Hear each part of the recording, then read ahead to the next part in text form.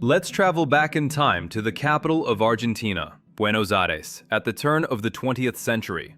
The streets of this Spanish-speaking metropolis are adorned with buildings of astounding grandeur, all designed in a single imperial style. Monumental columns, intricate facades, enormous arched windows. Everything speaks to the highest level of engineering and architectural thought. It seems to be the unique face of a great South American city. But what if we mentally leap thousands of miles to another continent? We would find ourselves in Kiev, the capital of Ukraine, then in Pittsburgh in the United States, or Frankfurt in Germany, and be astonished to find ourselves surrounded by nearly identical architectural masterpieces. The languages, cultures, and continents change, but the stone and style remain the same, as if cast from a single, forgotten blueprint. Official history teaches us that nations developed in isolation, creating unique civilizations. We are convinced of each nation's distinct identity, its unique path, and the constant wars and conflicts that were supposed to shape entirely different societies. But the silent stone giants in the centers of our cities tell a very different story. They stand as irrefutable proof of a global, unified civilization, whose standards and aesthetics were the same from Australia to Canada, from Russia to Argentina. These are not just similar structures, they are precise copies, united by a common design and technology. This raises a logical and unsettling question. Why is the architectural code embedded in the foundations of the world's capitals so universal? Why, despite all linguistic and cultural barriers, do buildings at opposite ends of the earth speak the same monumental language? Whose will or what forgotten technology lies behind this global project? And most importantly, who left us this grand but silent legacy, one that is never mentioned in history books? This question is the starting point of a journey that could change our entire perspective on the past of all humanity. Upon closer inspection of these global architectural marvels, the unified style is merely the tip of the iceberg. The real mystery lies in the details we have been conditioned to ignore. When our focus shifts from the grand scale of a majestic building to its individual elements, an unsettling sense of disproportion arises. Look at the entryways. These are not just doors, they are gargantuan portals, with a height and width 2 or even 3 times that of an adult human. The massive leaves of wood and metal seem designed to be opened with ease by beings of a completely different size. For an ordinary person, using such an entrance is not just inconvenient, it's absurd. The handles are placed too high, and the weight of the doors would require inhuman effort to move. The same applies to the windows. They begin at a level impossible to reach and soar upwards, becoming enormous sources of light for halls whose ceilings are lost somewhere in the unreachable heights. These are not windows for looking out onto the street. They are light apertures for spaces designed on a completely different scale. A person standing next to such a window or door doesn't just look small. They look out of place, like an accidental guest in a world not built for them. The fundamental proportions are all wrong. The walls are constructed from giant stone blocks, each weighing tens of tons, and a person against their backdrop seems no larger than an ant. The columns supporting the vaults are so massive that it would take 3 people to encircle them. One gets the persistent feeling that we are like Lilliputians who have stumbled into a land of giants, trying to adapt their world to our own modest needs. This sense of architectural dissonance finds unexpected confirmation in old chronicles and sailors' tales. Patagonia, a region in that very same Argentina, is often mentioned in this context, having been known for centuries as the land of giants. Ancient reports and even photographs have survived, capturing local inhabitants standing next to Europeans. The difference in height is astounding. People we consider normal stand beside natives who look like true giants. This evidence forces us to look at the architecture around us in a new light. What if it isn't the result of mindless gigantism or a quest for imperial grandeur? What if all the proportions were calculated precisely and ergonomically, but for beings of the very height spoken of in legends? For them, these giant doors would have been ordinary doors, and the high ceilings would have been a comfortable living space. This thought fundamentally changes our perception of reality. We cease to be the masters of these cities and become their inheritors, trying to inhabit colossal structures left behind by someone else. But this realization gives rise to the next, even deeper question. If the very scale of these buildings was designed for other beings, then perhaps their function was also completely different from what we've been led to believe. What if the places we now call theaters, banks, and cathedrals were never intended for performances, financial transactions, or prayer at all? The mystery of these disproportionate buildings becomes even more perplexing when we turn our attention to the most common and recognizable among them, those we have come to call churches, cathedrals, and temples. Across the globe, they stand like silent sentinels, united not only by a common architectural style, but also by a striking set of identical design features. We are told they are places of worship, centers of spiritual life. But if we set aside the interpretations forced upon us and look at their structure from the perspective of an engineer rather than a theologian, a completely different picture emerges.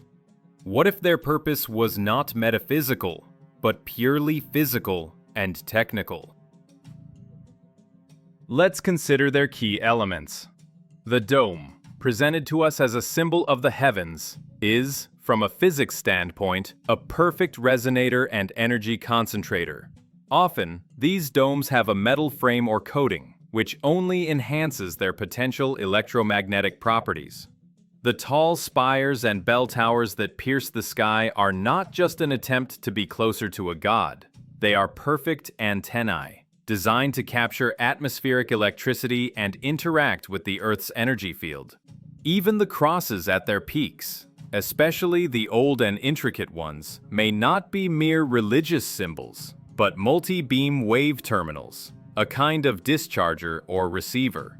The rose windows with their complex geometry could have served not only for beauty, but also for modulating sound or light frequencies.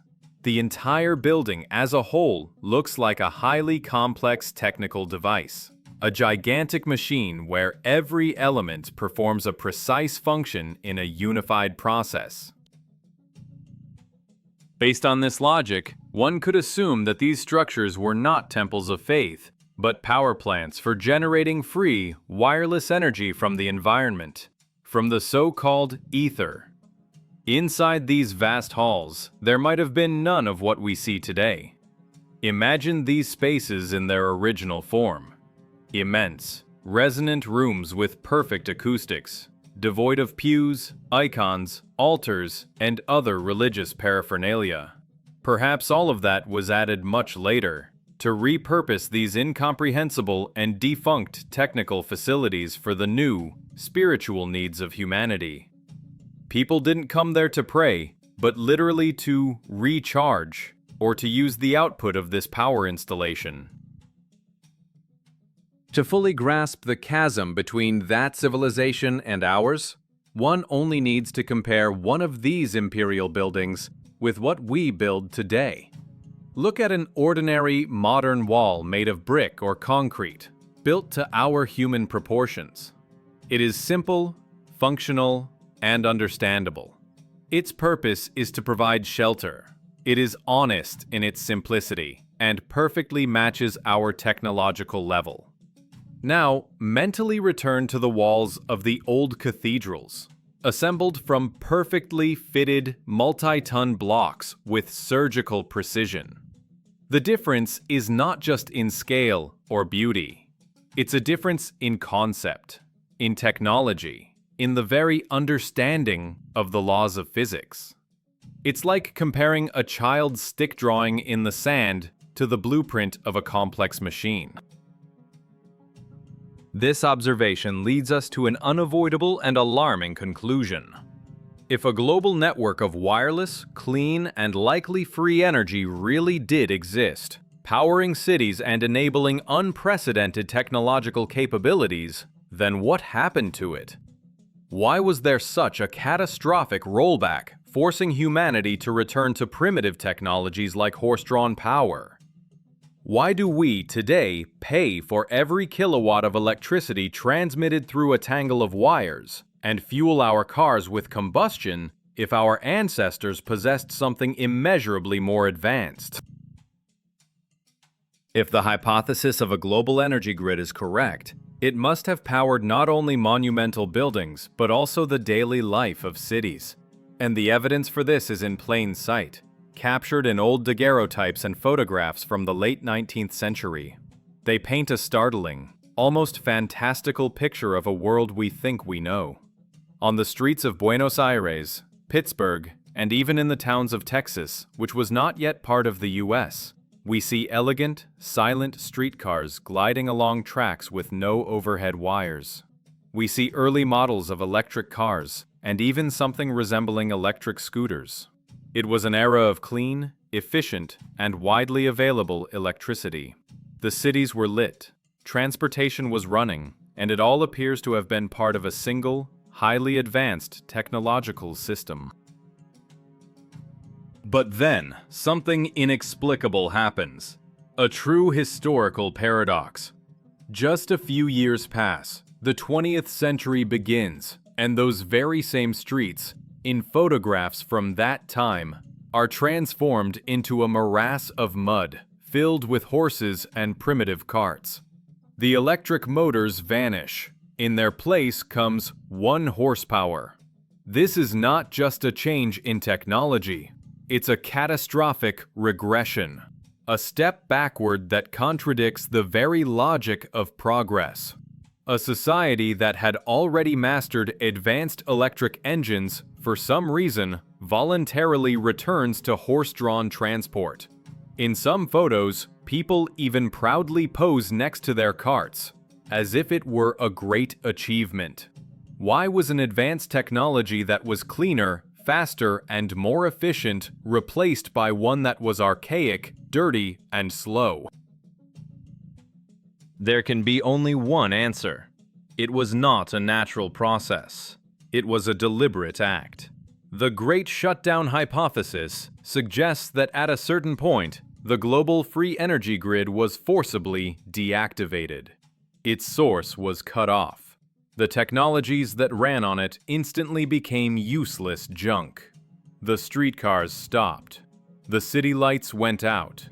Humanity was thrown backward in its development. But why? The answer most likely lies in the nature of this energy.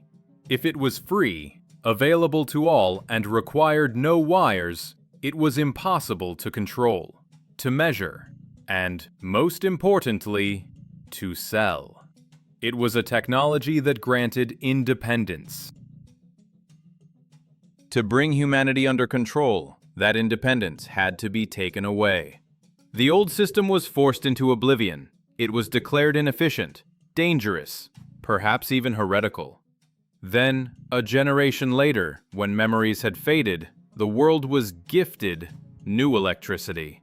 But this was a completely different technology, centralized, requiring giant power plants, entangling cities in a web of wires, and, most importantly, equipped with a meter in every home.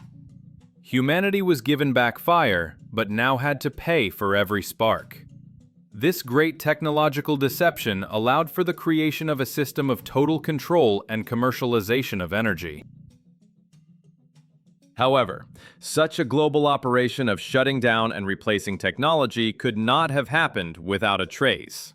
It left behind thousands of giant, silent witnesses, buildings, power plants, bridges, and cathedrals that the new, weakened civilization could neither build nor even properly explain.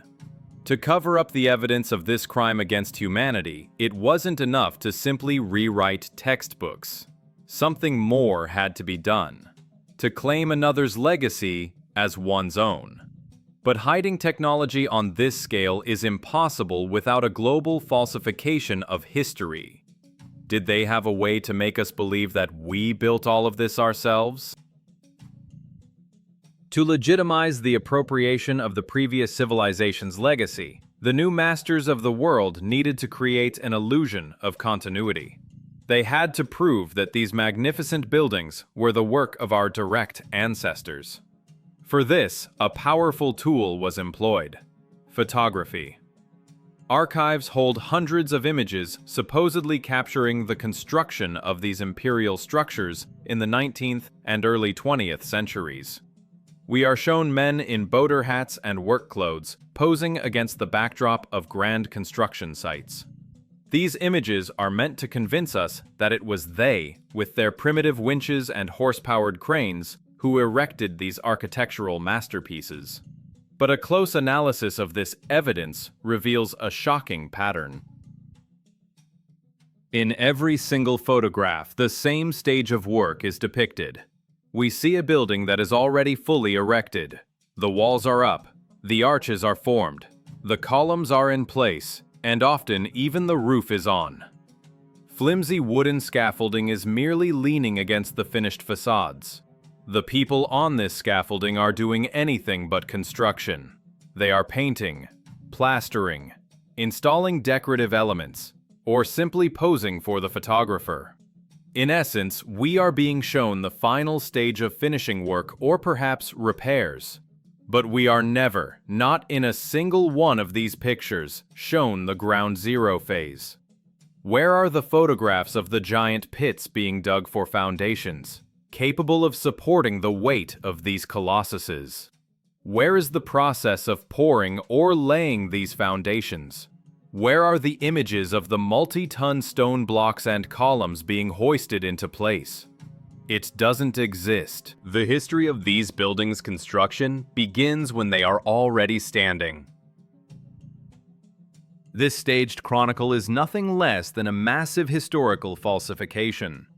The people who discovered and occupied these cities needed to create a myth that they were the builders. So they organized photo shoots, simulating bustling activity against the backdrop of existing structures. They built what was already built. The height of this theater of the absurd was the so-called World's Fairs, which were held with great fanfare around the globe at the turn of the century. A prime example is the Pan American Exposition in Buffalo in 1901. For this event, an entire city of imperial buildings of incredible beauty and complexity was erected in a very short time, complete with canals, towers, and electric illumination. The official story is that all this splendor was made of plaster and wood, like temporary pavilions, and was completely demolished after the fair ended. But this version doesn't stand up to scrutiny. The structures in the photographs look absolutely solid and permanent. It is impossible to believe that humanity, having just experienced a technological regression and reverted to horses, suddenly gained the ability to build such grandiose complexes out of plaster and sticks just for temporary entertainment. A more plausible hypothesis is that these exhibition cities were not built from scratch.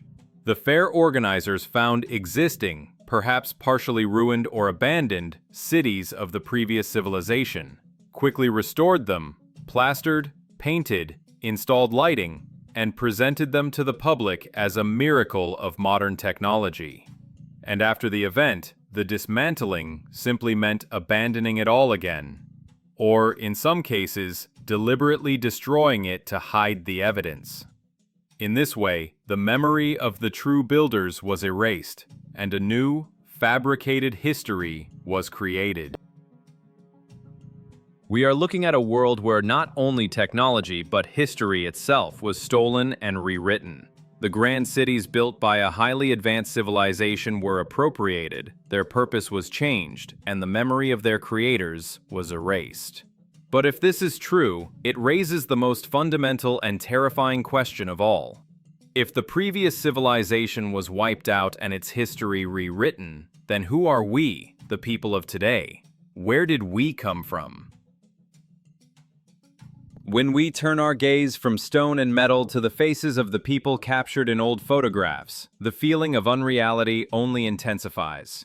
These men, women, and children who inhabited the cities of the past seem like representatives of some other humanity.